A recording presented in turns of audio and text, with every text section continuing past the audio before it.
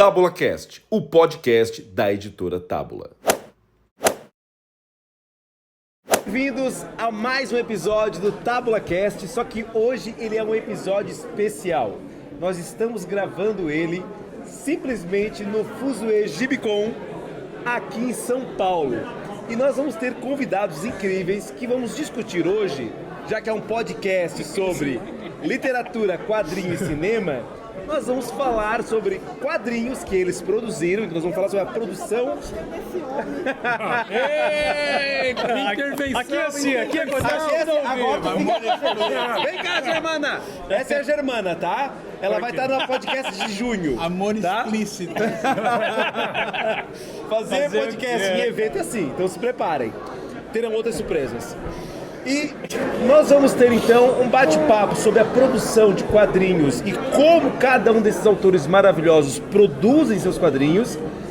Depois nós vamos falar sobre os seus últimos lançamentos e, para fechar, que filme tem a ver com o seu quadrinho. Legal? Curtiram? Então chega mais que começou mais um episódio da TábulaCast. Beleza? Então vamos começar nosso trabalho? Vamos! Eu vou apresentar cada um de vocês e ao mesmo tempo já passar a palavra, certo? Então, como nós temos uma dama, nós vamos ser cavalheiros, né? Então, a primeira pessoa a falar vai ser a queridíssima Natália Serpinski. Falei correto? Certíssimo. Perfeito, obrigado. Então, Natália, como é que funciona o teu processo de criação? Tu escreve, tu desenha, tu edita. O que tu faz e como tu faz? Como é que é a tua rotina em cima disso? Conta pra nós um pouquinho. Eu escrevo e escrevo mais um pouco. Sou roteirista. Tô aqui com Afeto, que foi meu primeiro quadrinho roteirizado. Que foi desenhado pela Vivi Melancia, pela Vivi Munhoz, que é uma artista de Sorocaba. Nós trabalhamos com ela no Erótico Oculto. Ela foi a colorista do nosso trabalho. Que bacana. Pessoa maravilhosa. Não, e as cores de Afeto... São lindos. São lindíssimas. A Vivi é fantástica. A Vivi é maravilhosa. E estou com um Panorama que eu também escrevi. Que saiu agora, né? Que saiu agora. Agora. Segundo evento que trazemos Panorama quentíssimo. Saiu da gráfica tem 2 semanas. Que eu também escrevi com a Jay, que está aqui no evento. Sim. Que é uma história em preto e branco. Vou mostrar aqui. Que esse saiu pelo PROAC. Então os dois estive como roteirista. Uma dúvida, antes de tu falar do processo cultural, muita gente que está nos assistindo são artistas. Como é que funciona essa questão do PROAC? É uma inscrição, é um edital? Como é que funciona isso? Não, perfeito. O PROAC ele é um edital do governo, do estado de São Paulo, em que você se inscreve e quanto mais você já tiver da ideia da história, melhor. Então, quando eu escrevi para o PROAC, eu já tinha toda a ideia da história de Panorama fechada. Então, eu escrevi como se fosse um texto corrido mesmo, acho que ficou umas 2, 3 páginas. E aí, a Jay, que é a ilustradora, ela tinha feito 3 páginas de rascunho, bem de rafe mesmo, bem simples. Então, o edital ele tem que entender qual que é a intenção da sua história, o que a história vai apresentar, qual que é o argumento dela. E aí, ele dá uma série de notas de pontuação a partir disso. O ano que eu me inscrevi, eu acho que teve quase 300 inscritos. Então a gente vê que cada vez mais tem mais procura, o pessoal está conhecendo, mas ainda é muito poucas vagas. O ano que eu fiz eram só 20 quadrinhos. Do que eu vi, ainda continuam sendo poucas vagas, mas eles aumentaram o valor do quadrinho. Então o ano que eu fiz foi 50 mil. Para fazer tudo, para pagar roteiro, ilustração, edição, revisão, imprimir o quadrinho na gráfica, tudo. E agora aumentaram para 100 mil reais. Você vai para fazer um quadrinho bem bom, assim, com 100 mil reais. Colorido. Então, claro. O que você acha que seria mais interessante? Continuar 20 e 100 mil ou ser 40 inscritos e 50 mil? Eu acho que seria melhor se mantivesse 50 mil e mais pessoas. E mais pessoas. Mesmo, eu sim. acho que eu também vou porque a gente vê que tem muito interesse. Haveria uma pluralidade talvez maior. Exato. Não sei como é que foi essa dinâmica, né, para aumentar o valor e não aumentar os inscritos. Até porque dentro do PROAC, assim, desculpa cortar, mas não tem uma prerrogativa de ser obra física. O cara pode lançar, a pessoa pode lançar digital só. Que bacana, então que custo isso eu não teve? sabia. Entendi. Já tem isso. Não tem prerrogativa ser físico. Pode ser físico ou digital. E o valor é o mesmo? O mesmo. Olha só. Aí eu acho meio, pô, Porque aí- Sim. E quem não no tem Brasil- acesso à internet? e no Livros em Brasil, biblioteca, não vai ter o principalmente, livro as pessoas físico têm lá? um preconceito do quadrinho Escola, digital, né? Sim. Se bem que Entendi, agora nas olha. escolas de São Paulo não tem mais livro, né? Nos estaduais. Ele Olha aboliu só. tudo e transformou tudo em digital. Que loucura, eu não nem sabia disso. Então, Tem isso é também, esse lado bizarro também. porque para ensino, para mim, eu acho que para a educação de crianças e adolescentes, o livro é fundamental. A distração que a criança tem ao olhar um laptop, um celular, aplicativo, É outra relação. é outra relação. Ele não vai absorver aquela matéria. A gente vai ter uma geração de zumbizinhos. Só matou o tempo, Só matou o tempo. olhando a figurinha. Eu acho que abolir o livro foi a pior decisão. Pior coisa, Foi a pior também. decisão. Mas isso está migrando para outras áreas. Dentro do livro. Tomara que aconteça aqui o que aconteceu em outras áreas e em outras épocas, que existe um sistema quase de membrana, né? A coisa estica para um lado, depois estica para o outro, até chegar um meio termo. Tomara que chegue a esse meio termo, Sim. né? Que a gente não perca no processo. Não, com certeza. Muitos irão cair. Mas os artistas que estão nos ouvindo, acho que procurar sobre o PROAC vale muito a pena. Legal, Assim. Eu acho que é uma forma legal. de publicação muito boa, mas é uma pena que tem tantas poucas vagas mesmo, né? E Natália, me conta pra nós agora, dentro daquela primeira pergunta, como é o teu processo, então, de escrita? Tu é aquela pessoa mais regrada, tu é a qualquer hora, é no celular, é no computador, existe uma cerimônia, como é que funciona a cabecinha da Natália produzindo esses quadrinhos? Eu sou uma pessoa bem metódica, assim, de me organizando. Eu acho que a gente, quando olha para um quadrinho, é muito processo, é muita coisa. Então, se a gente olha um pouquinho por vez, fica mais fácil. Então, acho que eu vou dividindo um pouquinho por vez. É tanto afeto quanto panorama. Quando eu comecei a escrever, eu já tinha muito claro qual era a história completa. Ah, Porque já eu sei sabia o também, final? já sabia o final. Ok. Então, eu sei que tem roteiristas que vão escrevendo e vão descobrindo. Para mim, para eu poder começar a escrever mesmo, eu já tenho que ter muito claro onde que vai chegar a história. Então, primeiro eu escrevo a história completa mesmo, em texto corrido, como eu falei que eu mandei pro PROAC, né, umas 2, 3 páginas. E aí eu separo ela em cenas, ou tem também roteiristas que chamam de capítulos. Então, acho que Afeto teve uns 12 capítulos, Panorama teve um pouquinho mais, acho que foi uns 14. E aí eu vou escrevendo cada cena. É muito preocupada em colocar verbos de ação, muito preocupada em contar o que acontece em cada parte da história e qual que é a intenção que essa cena tem pro todo da história, qual que é essa intenção narrativa de cada cena. E aí depois que eu escrevo cada cena, que aí eu vou assim quadrinizar e fazer cada página e cada quadro. Mas tu gosta de dar aquela orientação pro artista, tipo, ó, nessa cena tem tal situação, ou tu é mais do tipo, ó, esta é o que aconteceu, esse é o diálogo, tu cria? Como é que é o processo teu nesse aspecto? Sempre que eu vou passar para a ilustradora, já tá com a página pronta, né? Então eu sempre saio desse geral para ir pro específico, né? Para chegar no quadro. E aí eu tento deixar muito claro o que é essa intenção da narrativa, porque eu não sou muito detalhista, igual aqueles roteiristas que falam, nossa, a cor da meia do personagem é vermelha. Eu falo, nossa, o que é importante para a página de ação, de intenção, de acontecimento, para o artista também, para o desenhista falar, nossa, eu quero colocar tal elemento, se não é um elemento que vai mudar a narrativa, não vai mudar a intenção da história, acho que também é bacana para o ilustrador conseguir Legal, colocar a dá uma identidade liberdade dele maior, no também. caso. Exato, ele também conseguir. Sim, coloco. Mas acho que sempre muito aberto no diálogo, assim, nos 2 quadrinhos aconteceu, de falar, eu tô sugerindo quantidade tal de quadros, e a ilustradora falar, eu pensei de ser mais, eu pensei de ser menos, não sendo uma coisa que vai mudar a narrativa daquela cena, sem problema nenhum Entendi. também. Legal. Agora nós vamos falar com 2 autores que tanto têm projetos que são ilustradores de outros roteiristas, como na grande maioria de seus projetos são seus próprios roteiristas, né? Então, vamos começar então pelo nosso queridíssimo Laudo, que está o primeiro aqui na mesa. Laudo, conte para nós como é que é o teu processo criativo, principalmente naqueles trabalhos onde você é o autor e o roteirista. Tu faz o roteiro, tu já vai desenhando o que tem mais ou menos na cabeça, tu não tem noção para onde vai a história, nos conta um pouquinho. Olha, eu era mais... Eu ainda sou metódico, mas eu era mais... eu segui uma norma minha, né? Uma regra minha. Então, assim, eu escrevia o roteiro no Word, depois apareciam uns softwares aí para fazer o roteiro, então eu fazia o roteiro. E aí...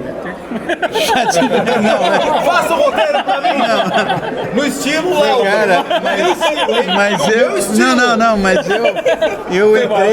mas eu entrei esses dias nessa ideia do ChatGPT e um outro lá, mas eu não gostei muito não, porque ele entrou nos departamentos que eu falei, não, e dá muito trabalho explicar o que eu quero, então eu vou e faço, né? Mas assim, eu escrevi, e aí eu me toquei que quando eu ia desenhar, eu era o roteirista, e quando eu ia desenhar, eu era o desenhista, e às vezes tinha texto enorme, sabe? Aí tu assim, quem é esse cara que desenhou? Ele tá de sacanagem comigo. Tem trabalho, mas por exemplo, o Yeshua, foi um trabalho, geralmente, o Santo Antão, eu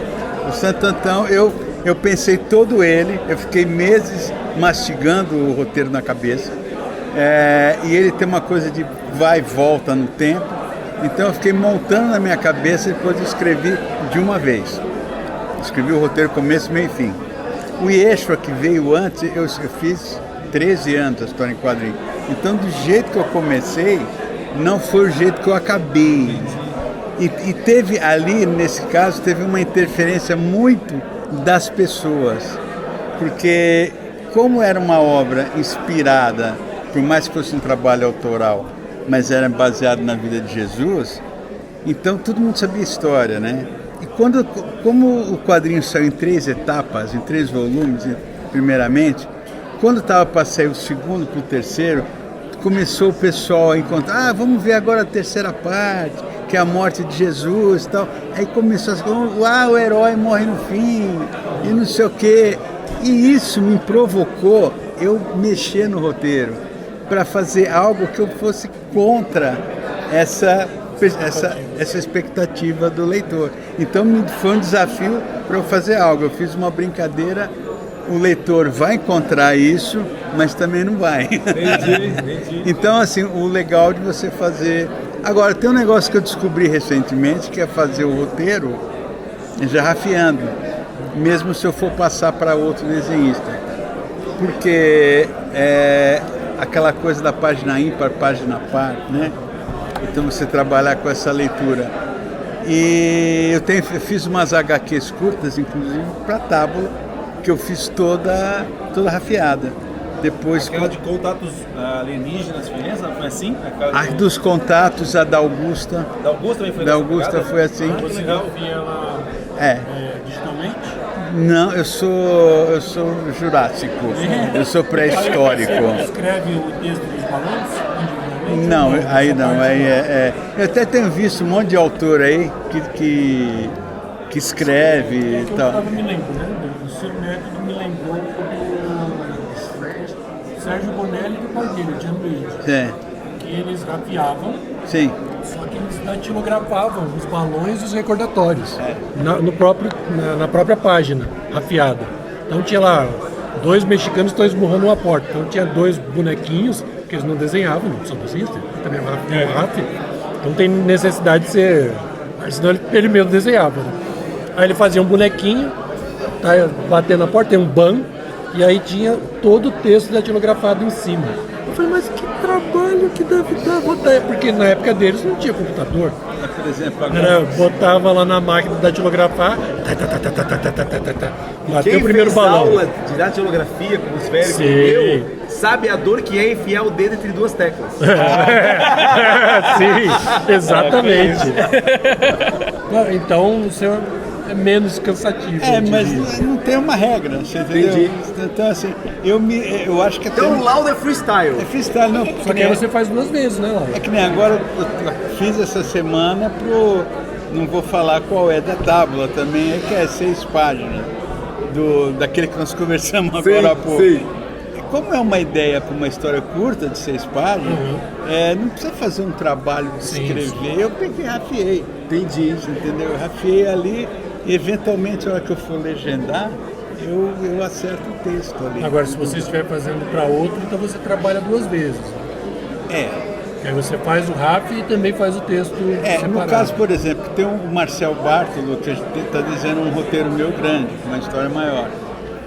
Aí eu já faço um roteiro já com página 1 com X quadros. Mas eu não dou também muito detalhe, porque eu, como desenhista, eu às vezes vou querer criar em cima, sabe? Fica chato. Uma vez eu fiz uma HQ com o Marcati, a única HQ que o Marcati escreveu para alguém. Foi um negócio tão absurdo, o Levi conhece, né? Que quando o Marcati me passou rafiado, só que ele passou bonequinho. E eu fui me tocar, foi um negócio quase telepático, que eu não estava a narrativa do Marcati estava meio explícita lá, que depois que eu me toquei, eu falei, peraí, o cara não explicitou muito a cena, né? Mas foi desenhando, porque você deixa a sua cabeça solta. Entendi. E Wagner, agora nós temos um artista que, embora já tenha feito grandes trabalhos, inclusive para fora, desenhando para outros, não só geralmente escreve e desenha, como agora está editando o seu próprio selo. Conta para nós como é que é esse processo todo, vai. Só não pode chorar. Em uma palavra só, é exaustivo. Exato, para não pode chorar. Para uma caraca. Vai ficar muito depressivo. Então, é complicado.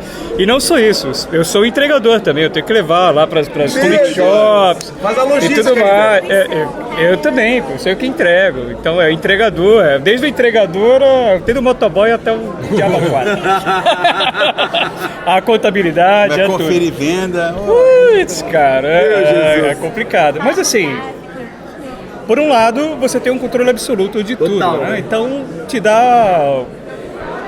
só te dá prejuízo, não dá nada positivo, não dá, assim. Você tem um controle muito maior sobre os seus ganhos e perdas ali. Então é mais interessante até, de certo modo. Né? Só que, porra, é trabalho, né? É trabalho para um cacete, assim. Então, eu não recomendo muito não é muito recomendo. Pouco tempo atrás, tu produziu, inclusive, um trabalho incrível que foi uma parceria da Mino com a Fantagraphics, que foi o Braba, né? Sim. Como é que foi isso? Tu produziu originalmente aqui para Mino e aí eles apresentaram o projeto para lá? Ou quando ele já foi concebido, já sabia que ele ia para fora? Não, já foi um projeto casado, assim. Então ia sair lá na Fantagraphics e ia sair aqui no Brasil pela Mino. Alguma orientação editorial? Como é que foi essa... Eles assim, conversando com o Grampa, ele falou, cara, assim, o editor lá, o Eric, ele conhecia quadrinistas, sei lá, do mundo inteiro e tal. E quando ele chegou para citar 5 do Brasil, meu irmão, bora assinar isso agora. Então a ideia era fazer uma vitrine mesmo, Então foi bem livre, assim. Então um processo, escreve de tanto a tantas páginas que você quiser publicar aí. Que legal, cara. Que a gente vai lançar lá e vai lançar aqui. Pra ser uma vitrine mesmo, assim. Então é antologia mesmo. Pra quem não cada um trabalhou em relação. Quem conhece, nos assistindo, a Fantagraphics, ela é uma editora que nas últimas décadas ela está fazendo no mercado editorial o que nos anos 90, anos 2000, a Image fez, né? Que é aquele projeto com autores com trabalhos mais autorais, com trabalhos muito mais personalíssimos, com total controle editorial, muito pouco controle da editora nos trabalhos dos autores, em contraponto ao que DC, Marvel, as mais tradicionais fazem, né? Então a Fantagraphics tem um catálogo incrível e ela também está trabalhando muito com resgates históricos, né? Ela tem feito um trabalho incrível de vários resgates de autores da década de 40, 50, que são espetaculares. Então tem um selo da Fantagraphics, realmente é um selo de qualidade hoje em dia no mercado editorial, né? Mundial falando. Então, é uma editora tradicional, né? Sim. Tem tanta história quanto as outras. O Comic Journal é da Fantagraphics. O Comic Journal, tanto ser citado até hoje, é da... Eu tô esperando o Fantagraphics lançar Silvestre lá, né? É o mínimo, né? Eric, come on, man. O Silvestre ele saiu aqui no Brasil pela Saiu pela Dark Side, saiu pela Dark Lá Side. fora ele já saiu. Saiu na Polônia pela Timov. Ah, legal. Espero que E saia em outros lugares. e é bem a cara da Fantagraphics mesmo. Teria cara. É Então, bem a cara mesmo, bem a cara mesmo. tô esperando, vamos ver. A gente tava conversando lá no Instagram mesmo. E agora, para encerrar a tua participação nesse primeiro momento, o teu processo de trabalho, tem alguma questão assim, vou definir horas por dia, ou vai tocando até acabar a página, como é que Cara, é? eu começo a trabalhar assim que eu acordo, eu paro quando enche o saco. Isso não É meio importa que o isso, horário. essa é a disciplina, não importa o horário. Tu te dá esse limite. Pode ser às 2 da tarde como às 7 da noite. Eu acordo muito cedo, geralmente, 5h30, 6 horas. Então, Entendi. faço ali, tomo meu café, faço uma atividadezinha e bora trabalhar e tchau. Tem algum lazer que tu gosta de fazer que complementa a tua escrita? Tipo, vou parar pra ver um cinema, vou parar pra ver um filme, sabe? Tem alguma coisa que tu faz ou não? Vou parar para ir ao bar. É um parar, é um Isso não é prazer não, isso é outra Eu, coisa. particularmente, de quarta a sexta, as minhas voltas com a minha cachorra são voltas com plans a mais, como diria o manezinho da minha terra. Porque eu passei com a minha cachorra, né? E perto da minha casa tem uma cervejaria com 12 torneiras de chopp, 12. Então tu pode escolher cada dia uma. Então, segunda e terça são passeios mais tristes. De quarta a sexta, eu dou uma paradinha na volta pra tomar uma cervejinha. Então eu me permito isso também. Não, ela já conhece, ela já toma aguinha lá, eles dão um pãozinho pra ela fatiado. Tá todo mundo já Não, mas eu falei brincando assim, eu paro, eu vou pular corda. Tá de sacanagem. Pula corda mesmo? Eu sou uma pessoa saudável. Ali eu falei brincando. Eu não sei se eu levo a sério essas afirmações. Eu não sei não, acho que ele estava fazendo um roteiro aqui para algum HQ dele. E agora nós vamos falar sobre a visibilidade. Que no meio nerd aqui brasileiro, a gente acabou conhecendo o Levi, assim, a grande público, como responsável pela Panini. Durante algum tempo era a cara feia da Panini. Não. Muitos sentem Faz até a barba, Não, muito Levi, bom. muitos até hoje.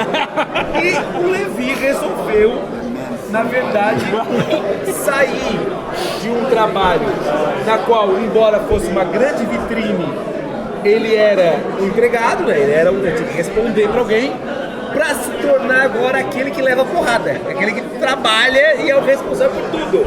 Não mudou muito. Não mudou muito? Não, eu Continua tomando tomava igual. porrada lá e tomo porrada aqui. Ah, então Então, também, mas- só que agora eu sou responsável também pelo castigo. Por apanhar, então. É, Vai apanhar pelo outro. E eu passar autopunição Ok. também.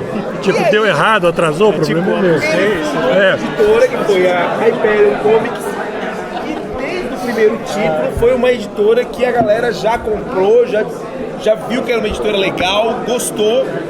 E aí eu te pergunto, Levi, como é que foi esse processo? Como é que tem sido esse processo? E quais são os maiores desafios? Eu uso a mesma palavra dele, exaustivo. Exaustivo.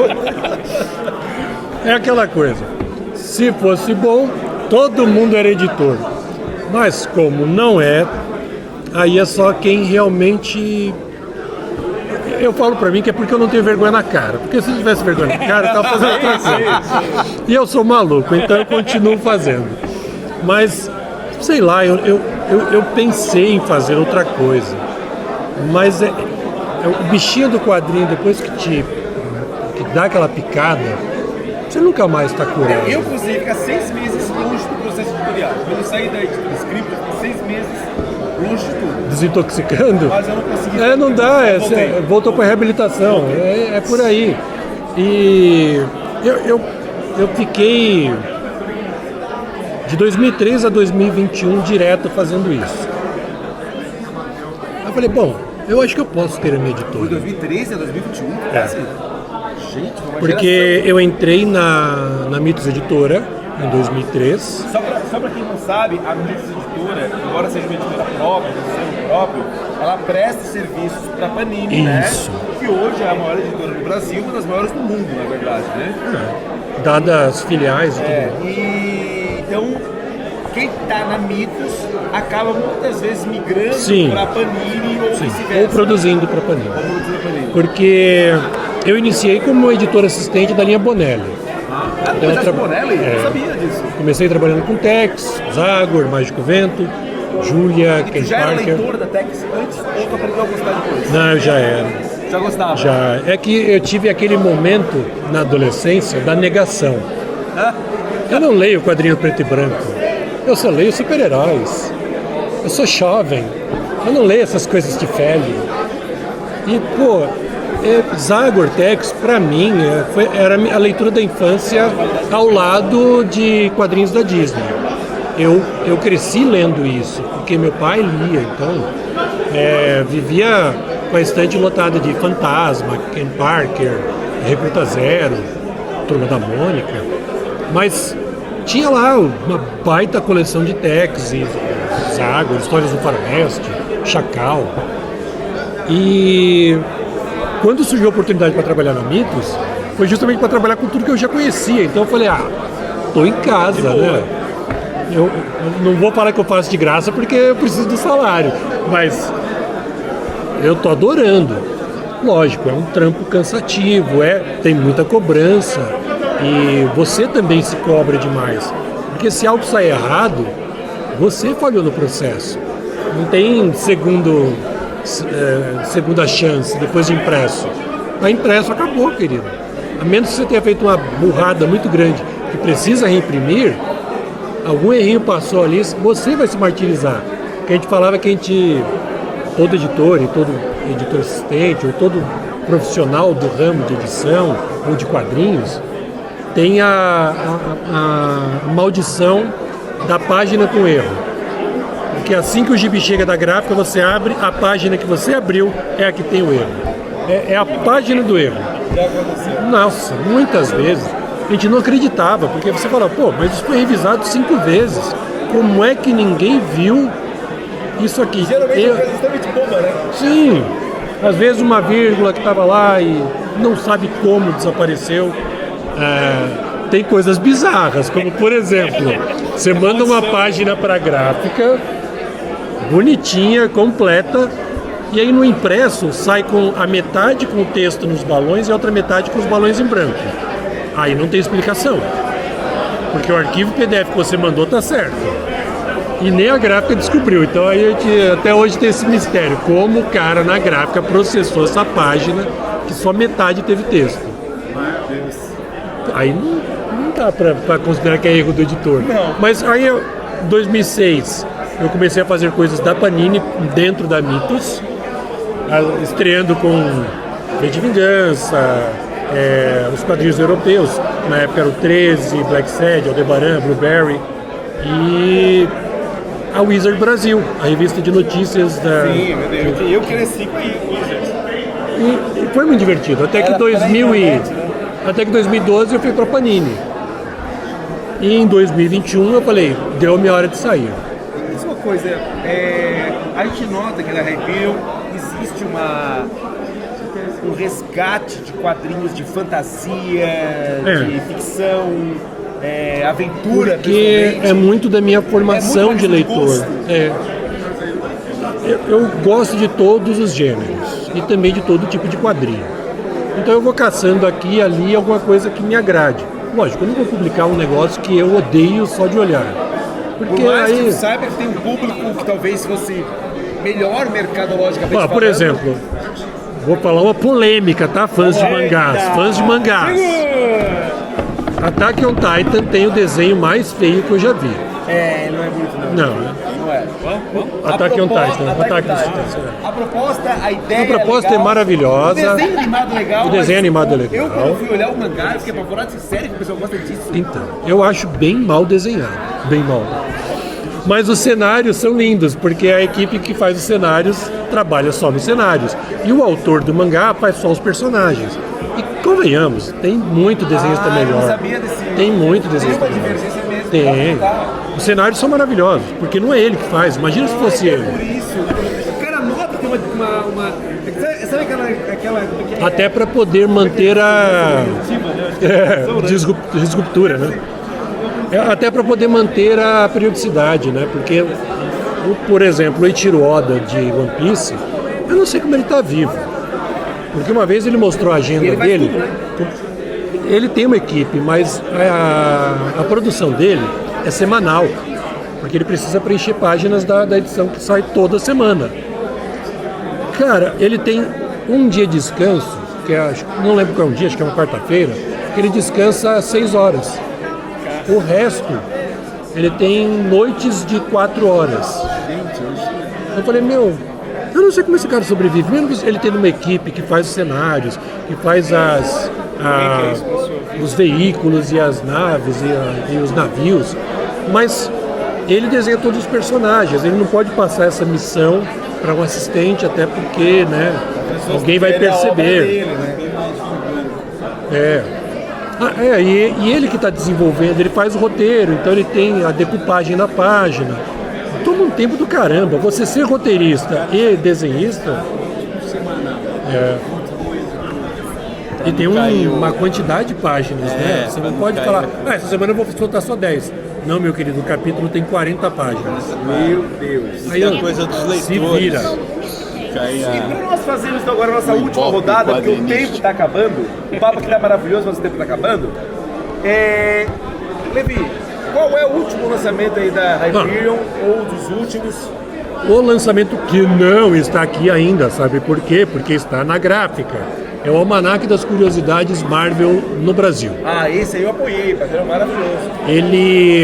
A gente está com a plotter lá, acabou de chegar, então a gente está fazendo a revisão. Grandão, né? Ficou bonitão. E já até aproveito para vocês que estão assistindo e ouvindo que a data programada de entrega era abril. Para garantir a qualidade gráfica e de revisão, a gente está dando uma segurada no freio, porque esse produto não pode sair de qualquer jeito. Então a gente está reprogramando para maio. Não me matem ainda. A pressa passa, mas o erro fica. Então, exato. Já pensou, de repente, você receber pelo correio o seu apoio do Catarse e a edição tá bem capenga e bem... Aí você olha assim, nossa, eu paguei por isso? Então eu mesmo vou lá e faço um fanzine, né? Não, meu querido, a edição vai ficar bem bonitinha e a gente está querendo que a qualidade gráfica de impressão seja dentro do padrão estabelecido pelo livro. O visual dele está maravilhoso, as informações são muito bonitas. Sim. A gente lança agora em maio, né?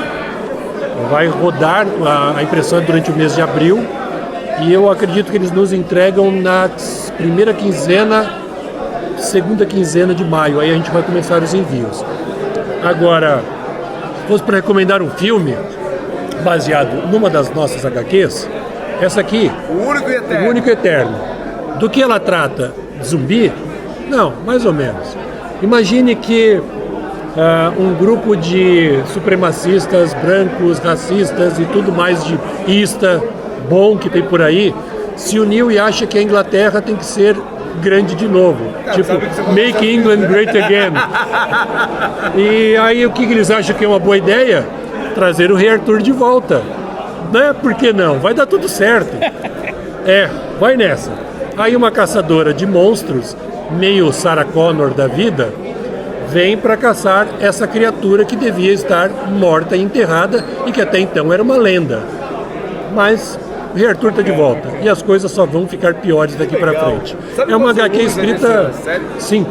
5 volumes? Ela vai ser pago dono, então. Ele é escrito pelo Kieron Gillen, que trabalhou na Marvel, em Star Wars e X-Men, e desenhado pelo Dan Mora, que virou o garotinho sensação da DC, fez Power Rangers. Sim, então é um desenhista que ele tem uma arte maravilhosa e uma narrativa de página que eu acho surpreendente. Eu admiro muito. E é um cara, ele é um cara simpático pra caramba, então eu elogio mesmo, porque o cara é legal. Agora, se fosse para fazer assistir algo baseado nessa HQ, a trilogia A Múmia tem tudo a ver. Alguém ressuscita lá uma múmia que devia estar enterrada porque acha que vai ser legal ser governada por um cara daquela época que vai fazer acontecer, e alguém vai caçá-lo para destruí-lo. No caso lá é o Brendan Fraser, que foram 3 filmes bem legais. Eu gosto. O primeiro tem o Arnold Vosloo fazendo o vilão. O primeiro é maravilhoso. O segundo é uma continuação e o terceiro é uma múmia chinesa. Então, se você gosta desse tipo de aventura, é o Único Eterno no gibi, e para você assistir no conforto do seu lar, é a trilogia A Múmia. Eu não lembro em qual aplicativo está disponível, mas você acha fácil. Em algum lugar você acha. A trilogia completa. Wagner, que filme você indicaria pro teu quadrinho último? Cara, se fosse pensar em filmes, assim, esse quadrinho aqui, esse livro, é um livro ilustrado. E eu fiz, na verdade, como um elogio à arte, assim, por tudo que eu aprendi de arte e tal. Eu, antes de ser escritor, ilustrador, eu sou pintor. E uma coisa que sempre me emocionou muito foram as cartas a Tel, do Van Gogh. Então, se for para indicar algum filme, qualquer um, biográfico sobre o Van Gogh. Tem uns 5, 6 filmes, assim. Tem o William Dafoe muito bom. Eu ia falar agora, tem um do William Dafoe, né? Então, que é um dos últimos, ou o último, que é lindo, assim. Mas assim... Tem o da animação, rotoscopia e tudo mais. Cara, são muitos, tem muitos, assim. Então, eu indicaria qualquer um deles. O Museu do Van Gogh é maravilhoso. Cara, quando eu via as cartas lá, originais, meu irmão, eu saí, eu tive uma catarse, assim, eu saí pra chorar lá fora. Pra você poder viver e fazer tudo. Eu não chorei com os quadros, mas com a carta, porra, Você deve ter assistido aquele filme do Robin Williams, Amor Além da Vida. Assisti. Que todo o cenário do mundo espiritual são pinturas. Impressionista. É tinta e você pega e sai na mão. Sim, Cara, é lindo, legal demais. Que legal. Naldo, um filme. Cara, Pensando nos teus últimos trabalhos. vou pensando aqui no Santantão. E aí? Você teria referência do filme do Scorsese, A Última Tentação de Cristo. Mas quando eu tava conversando, eu lembrei de um mais recente, que é A Lenda do Cavaleiro Verde, né? Muito bom. Saiu pela A24. Né? O filme é um processo de busca, né? Que o Cavaleiro Verde empenha. E o Santantão é meio isso. E é meio eu. Eu estou sempre procurando alguma coisa. Você é meu cavaleiro. Embora eu seja corintiano. Agora virou polêmica. Mas aí, São Jorge. Natália, me conta, que filme tu indicaria pra pessoa que quer ler Panorama? Panorama é uma história de investigação, de suspense. Então eu indicaria o Memento, que é o filme do Christopher Nolan. Pô, muito Que bom, ele vai gente. pegando a memória dele e retomando os passados. Então acho que tem um pouco isso. E tem um pouco de Matrix também. Então quem gosta da Sério? trilogia de Matrix, porque ele é futurista, é 2074, e ele fala sobre tecnologia e educação de forma crítica e trazendo pra gente pensar alguns pontos. Então acho que tanto Memento quanto Matrix são filmes que indicaria pra quem quiser ler Panorama. Posso te fazer uma pergunta aqui, Claro. esperando que não seja um spoiler? Nós vamos estar melhores ou não em 2070? Vamos estar seguindo lutando. Ou seja, Da resistência, porque se não tiver essa resistência aí piora. é verdade. Gente, assim, ó, nós estamos aqui com pessoas que vocês viram que são maravilhosas, são autores incríveis. Na descrição vai estar o Instagram de cada um deles. Todos eles têm processos editoriais ímpares e com trabalhos maravilhosos que vale muito a pena conhecer para quem ainda não conhece, né? Desculpa quem já conhece todos eles, eu esteja aqui talvez falando o óbvio. Então, esse foi mais um episódio da Tábula Cast, um episódio especial realizado aqui em São Paulo durante o Fuzil Gibicon. Muito obrigado mesmo por participar. Obrigada. Um bom evento para vocês, boas vendas, obrigado pelos quadrinhos e para vocês, tchau e até mais. Tchau. Falou, valeu. Tábula Cast, o podcast da editora Tábula.